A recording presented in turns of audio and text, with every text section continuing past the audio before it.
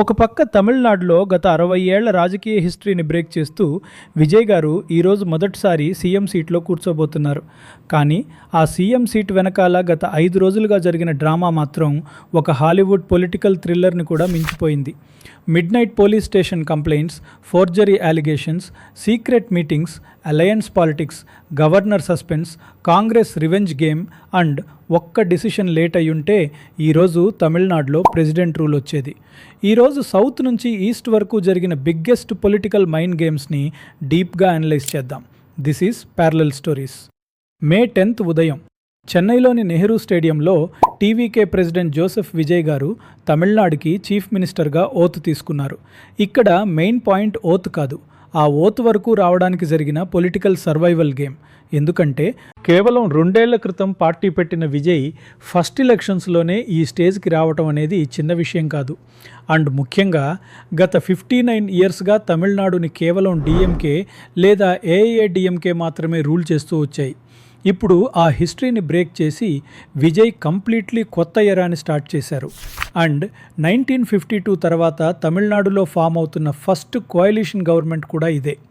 ఇక్కడ అసలు గేమ్ మొత్తం నంబర్స్ మీద నడిచింది. చాలామంది ఇప్పటికీ 108 సీట్స్ అంటున్నారు. కాదు, టెక్నికలీ అది 107.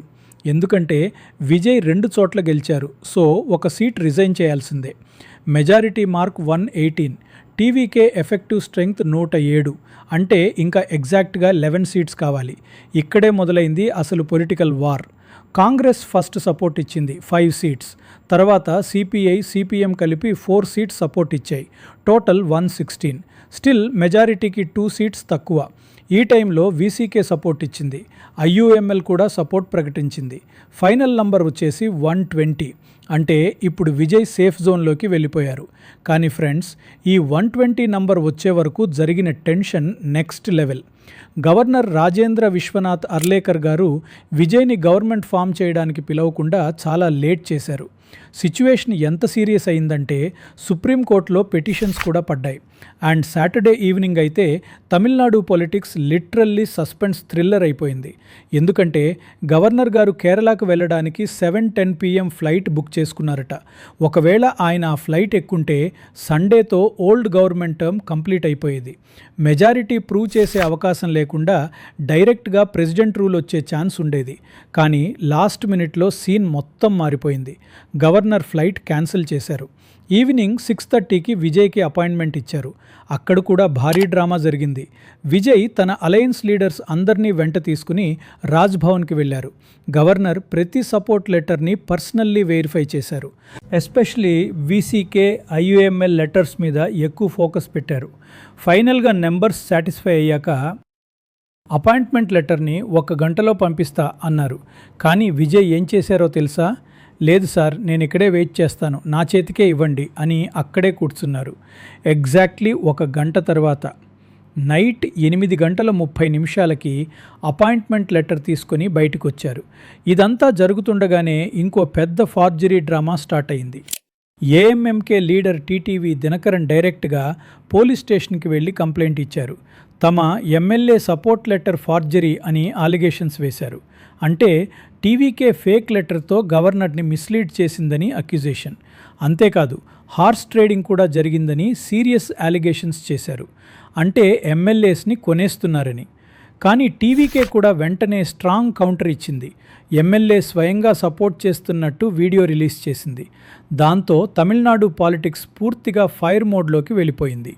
ఇప్పుడు ఫ్రెండ్స్, ఈ మొత్తం స్టోరీలో బిగ్గెస్ట్ ట్విస్ట్ ఏంటంటే కాంగ్రెస్ డిఎంకేని వదిలి టీవీకేకి సపోర్ట్ ఇవ్వడం. ఇది సింపుల్ పొలిటికల్ డిసిషన్ కాదు, ఇది రివెంజ్ పాలిటిక్స్. 2013 గుర్తుందా? అప్పుడు యూపీఏ గవర్నమెంట్కి డిఎంకే సపోర్ట్ విత్డ్రా చేసింది. శ్రీలంకన్ తమిళ్స్ ఇష్యూ మీద కాంగ్రెస్ని భారీగా డ్యామేజ్ చేసింది. ఆ తర్వాత 2014లో కాంగ్రెస్ హిస్టారిక్ డిఫీట్ చూసింది.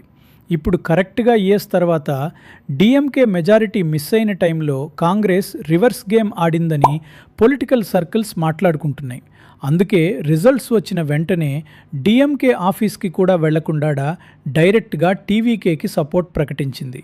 దీంతో డిఎంకే క్యాంపు పూర్తిగా సీరియస్ అయింది. కనిమొഴి వరకు కాంగ్రెస్ మీద యాంగర్ చూపించారు. కానీ కాంగ్రెస్ మాత్రం స్టేట్ పాలిటిక్స్ వేరు, నేషనల్ పాలిటిక్స్ వేరు అంటోంది. కేరళ, బెంగాల్ ఎగ్జాంపుల్స్ కూడా చెప్తోంది. ఇక అసలు హిడెన్ పొలిటికల్ గేమ్ ఇంకోటి ఉంది. అవుట్ సైడ్కి చూస్తే వీసీకే, ఐయు, ఎంఎల్టీవీకేకి సపోర్ట్ ఇస్తున్నాయి. కానీ ఇన్సైడర్స్ ప్రకారం డిఎంకే ఇండైరెక్ట్గా విజయ్ గవర్నమెంట్ని కంట్రోల్ చేయడానికి ప్రయత్నిస్తోందట. ఎందుకంటే డైరెక్ట్గా అపోజ్ చేస్తే పబ్లిక్ సింపతి మొత్తం విజయ్ వైపు వెళ్ళిపోతుంది. సో సపోర్ట్ పార్టీస్ ద్వారానే ప్రెషర్ మెయింటైన్ చేయాలని చూస్తున్నారట. ఇదే సమయంలో వీసీకే స్ట్రాంగ్ కండిషన్స్ కూడా పెట్టిందని రిపోర్ట్స్ వస్తున్నాయి. Deputy CM post, extra cabinet birth, future by election seat, MP seat guarantee, ఇలా భారీ బార్గెనింగ్ జరిగినట్టు పొలిటికల్ సర్కిల్స్ మాట్లాడుకుంటున్నాయి. తమిళనాడు అయినా, వెస్ట్ బెంగాల్ అయినా పాలిటిక్స్లో పర్మనెంట్ ఫ్రెండ్స్ కూడా ఉండరు, పర్మనెంట్ ఎనిమీస్ కూడా ఉండరు. పవర్ కోసం అలయన్సెస్ మారతాయి. రివెంజ్ ఇయర్స్ తర్వాత తిరిగి వస్తుంది. అండ్ ఒక్క డిసిషన్ మొత్తం రాజకీయ భవిష్యత్తునే మార్చేస్తుంది. వీడియో నచ్చితే లైక్ చేయండి, మీ ఒపీనియన్ కమెంట్ చేయండి. ఇలాంటి డీప్ పొలిటికల్ అనాలిసిస్ కోసం సబ్స్క్రైబ్ చేయండి.